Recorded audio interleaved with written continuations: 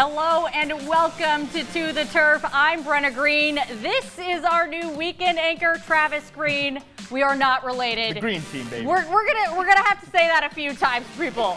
Different Greens, we're spelled differently. Anyway, Noe. There you go. Travis, we're getting started with the most intense rivalry in our region tonight. Right. And Mt Spokane and Mead's first try at the Battle of the Bell this year was canceled due to COVID, but they were able to find a makeup date. And here we are.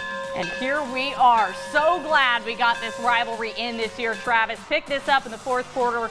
Mead trailing by 7. LJ Harm's punt is blocked. Oh. Recovered in the end zone by Ethan Keene to give the Wildcats a 24-10 lead. Later in the fourth, Mead down 7. Colby Danielson finds Madden Rab on the screen pass. He takes it into the end zone to tie it up at 24. Ensuing drive, Kellen Flanagan launches this deep ball to a wide open Blake Spear. You got to check this one out. I mean, that's an absolute launching, ladies and gentlemen. Wildcats back on top, 31-24. Last chance for Mead, but Danielson's pass picked off by Jared Dotson, taken close to the end zone on the return. Mt Spokane wins the Battle of the Bell, 38-24.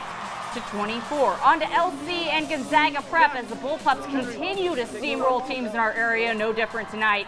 Lewiston Clark quarterback Jens Hilburn tosses one deep downfield, but it's intercepted by Junis McGraw. That would set up the first touchdown of the game on a keeper by who else? None other than Ryan McKenna. I sound like a broken record. It made it 10-0 Bullpups. Later in the first half, McKenna hit as he throws.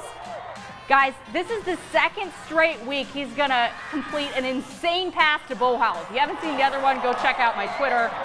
That's a touchdown. Bullpups roll in this one, 34-7. And our final big school GSL game of the evening, Ferris at U High. First quarterback Caleb Wolcott for a 1-yard touchdown, but it's the 2-point conversion that's interesting.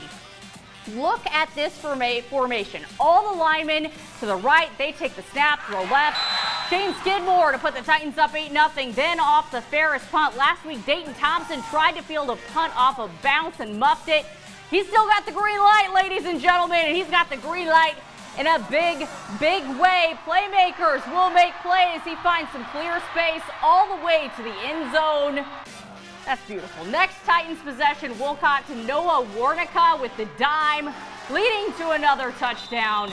U-High demolishes 40-6. Travis was over in Idaho tonight, and you saw a doozy. Oh, you could say that. That's true. Post Falls and Coeur d'Alene was so good, I left the game I was at to go back and get the end of the Trojans and Vikings. And boy, am I happy that I did that. We'll pick things up in the fourth with under 8 minutes to go. Post Falls up 6. Vikings put together a drive here, capped off by senior Rob Collier. About 6 yards for the score. Coeur d'Alene would make the PAT to take a 1-point lead. A sigh of relief for those looking for the upset there. However, not out of the woods yet. Ensuing Trojans drive. Jackson Anderson to Zachary Clark. You got mossed right there. We are just mossing everyone here. Big man in this on area. campus next week is him. I can guarantee you that would lead to 3 yards out. Who are you going to call? It's Jacob Sullivan. Punches it in. Post Falls takes a 5-point lead. But pay attention here. Still time on the clock. You got 24 seconds left to go. So Braden Bingston dumps it off to Gunnar Giolio. I hope I'm saying his name right. And says, go to work, my man. Look at 23 go. Gets into the red zone, and yes, they did have a timeout, so quickly call a timeout. After a failed passing attempt, just 3 seconds left. Last chance for Coeur d'Alene. Bankston scrambling here. He's going to lob it up. Does it happen? Not quite. Gets knocked down. What a game. Party on, Post Falls. The upset win, 32-27. Awesome for that community. Yeah, to the other 5A IEL matchup of the week, Lewiston at Lake City. Lake City looking to pull off with Post Falls, just did a little upset. Second half, it's quite the game. Jackson Pettit, screen pass to Bridger Stevens. Stevens, whole lot of green grass in front of them there. Huge gain, set up Timberwolves in the red zone. But Lewiston would come up with a big stop. 4th and 9 here. Timberwolves to the corner, incomplete. And this would be big in the end. Now pay attention to our final as we go on. Following Bengals drive, Jake McArcher. A QB sweep punches in. I promise he got in, just kind of hiding behind the players there. Lake City would respond as they would a lot on the night. Josiah Weeder threads the needle to Charles Ruggiero to tie things up. But in the end, as I said, Lewiston would be the last to score. You see that score, 35-28 for that touchdown. Ooh, that one hurts missing. Oh, man. Down on the Palouse. Sandpoint making the trip to Moscow. Senior night for Moscow on this one. First drive of the game.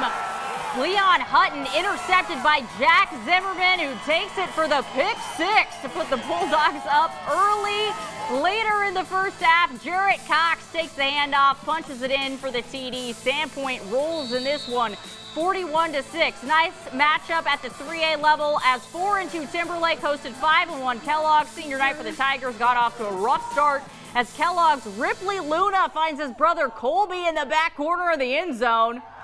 We love the brotherly love, ladies and gentlemen. Kellogg up 6-0. Timberlake would come back, though, as later in the half, Ashton Padel keeps it on the quarterback keeper, walks into the end zone untouched. Timberlake takes an 8-6 lead. Then right before the half, James Billingsley powers this in from a few yards out to stretch the Timberlake lead to 15-6 to win, and the Tigers go on to win this one 27-14. After the break, two undefeated 1A teams squared off tonight. Highlights from Lakeside at Riverside after the break.